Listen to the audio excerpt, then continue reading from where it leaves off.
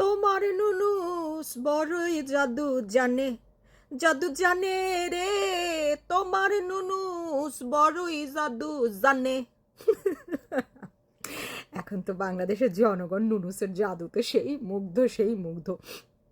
একই পত্রিকা দেখে একবার তারা ছাপায় বা বলার চেষ্টা করে দেশে উন্নতির মানে শীর্ষে পৌঁছে গেছে, চীনাকেও নাকি গার্মেন্টসের দিক দিয়ে মানে বাংলাদেশ হারাই দিবে দিবে দিবে এরকম একটা অবস্থা। গোল দিল দিল দিল বলেই, হ্যাঁ, মানে একদম মানে বলটা গেল আর কি গোলকিপারের কাছে। ফাঁকা মাঠে বাংলাদেশ গোল দেবে, বিশ্বের একমাত্র মানে বাংলাদেশ সেই অবস্থানে চলে গেছে মানে গার্মেন্টসের দিক দিয়ে। আরে আল্লাহ রে আল্লাহ। এই পত্রিকায় আবার দেখি কিছুক্ষণ পরে কয় যে এতটা কারখানা বন্ধ, এত হাজার শ্রমিক নাকি চাকরি হারাইছে। তারপরে আবার আর মানে সাথে সাথে আপনারা দেখবেন চীনের সাথে বাংলাদেশে টেক্কা লাগাই দিচ্ছে, বলে চীনের চাইতেও নাকি বাংলাদেশ আগাই গেছে মানে আমেরিকারে গার্মেন্টস সাপ্লাই দিতে দিতে। আবার এক্ষণের মধ্যে হচ্ছে এত কারখানা বন্ধ, এত শ্রমিক চাকরি। ভাই দুইটা কেমনে হইল? কারখানা বন্ধ হয়ে গেল 14 মাসে হচ্ছে কত হ্যাঁ, শ্রমিক হচ্ছে হাজার হাজার লাখ লাখ শ্রমিক বেকার। তারপর চীনরে হারাই দিতেছে বাংলাদেশ। ভাই আপনারা মানে কি খাওয়াইতে চাইতেছেন জনগণরে? আপনারা ভাই এত কষ্ট করেন না, কাজ করেন, হাগেন, চামচে ভরেন, জনগণের দরজায় দরজায় গিয়ে নক করবেন, জনগণ দরজা খুলবে, হাক করতে কবেন, চামচ গুয়ের চামচটা মুখের মধ্যে ঢুকাই দিবেন, শেষ, আপনাদের কাজ শেষ। এর বেশি আর কষ্ট করেন না ভাই। মানে আপনারা যে ডাস্টবিন শফিকের পাল্লাই পইরা আপনারা তো পাগল ছাগল হইছেনি, জনগণরে লিটারেলি পাগল বানায় ছাগল বানায় ছাইরা দিতেছেন। বাইরে শুরুটা করছেন কি? ক্ষমা দেন, থামেন এবার, হ্যাঁ থামেন এবার। আর কত, আর কত? একই কলমে একই পত্রিকায় দুই রকমের নিউজ কেমনে হয় ভাই?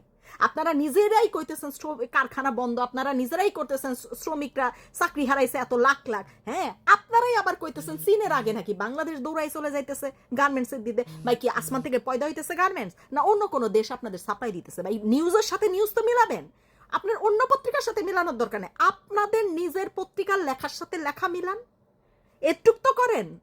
একই জায়গায় দুই রকমের কথা কেমনে হয়? কারখানা যদি বন্ধ হয়ে যায়, শ্রমিক অসন্তোষ, তারপর হচ্ছে রাজনৈতিক অস্থিরতা, তারপরে হচ্ছে কি কারখানা বন্ধের চাপ, কত কিছু কারণে নাকি পিছাই যাচ্ছে দেশ, গার্মেন্টসের সেক্টর।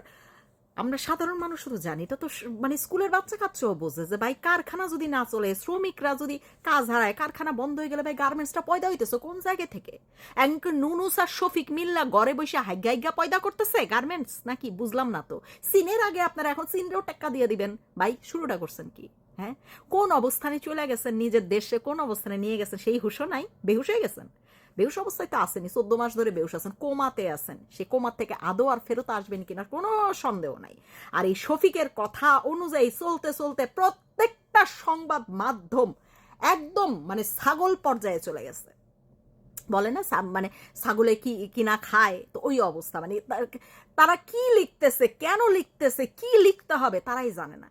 সেকেন্ডে সেকেন্ডে তাদের নিউজ পাল্টাই যেতেছে। মানে সঠিক একটা নিউজ হয়তো দিয়ে ফেলে, সাথে সাথে শফিক আবার নিউজ পাঠায়, তখনই দেখবেন যে বাংলাদেশ তুঙ্গে চলে গেছে, চীনের আগে দৌড়াইতেছে, আমেরিকার আগে দৌড়াইতেছে, বা মানে বিশ্বের আরো যত যত গার্মেন্ট সাপ্লাইয়ের দেশ আছে সবার আগে বাংলাদেশ দৌড়াইতেছে।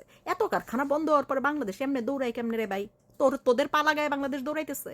হ্যাঁ, এত গাজাখড়ি খবর আর কত প্রচার করবে? একটু ক্ষমা দেনা ভাই, ক্লান্ত।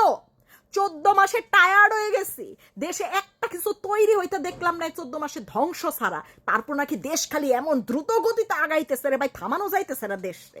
একটু থামান, আমরা ক্লান্ত হয়ে গেছি ভাই, হ্যাঁ ক্লান্ত হয়ে গেছি, হার্ট অ্যাটাক করার মতন অবস্থা। এমনি আর দৌড়াইতে পারতেছি না, মানে আপনাদের সংবাদের চোটে রীতিমতন হুমড়ি খায়া খায় আমরা আচার খাইতেছি, পইরা যাইতেছি। মানে নিজেরাই মনে হয় যে মাতাল হয়ে গেছি, মানে মাতাল। এই গাঞ্জাখড়ি খবরগুলা বাদ দেন, আর কত? লজ্জাও লাগে না? নিজে দিন শেষে তো নিজের পরিবারের কাছে ফেরত যান না? নিজের বিবেক কি একটু আপনারে দংশন করে না? একটু বিবেকের কাছে হেরে যান না যে কি করতেছেন সারাদিন, কি ছাপাইতেছেন, কি প্রকাশ করতেছেন, কি সাংবাদিকতা করতেছেন? একটু লজ্জা লাগে না? হ্যাঁ, 2 দিন পরে আপনার সন্তান যখন স্কুলে গালাগালি উষ্টা খায় এসে বলবে যে বাপ মা তোমাদের কারণে আজকে আমার এই অবস্থা, তোমাদের এই সংবাদ প্রচারের জন্য আজকে আমার এই অবস্থা, তোমাদের জন্য আমার অপমানিত হচ্ছে, তোমাদের জন্য আমরা মুখ দেখাইতে পারতেছি না, খুব সম্মানের হবেন তখন আপনারা? সামান্য লজ্জা শরম নাই? নিজের না থাকুক পরিবারের কাছে তো একটু রাখবেন অবশিষ্ট সামান্য লজ্জা শরম।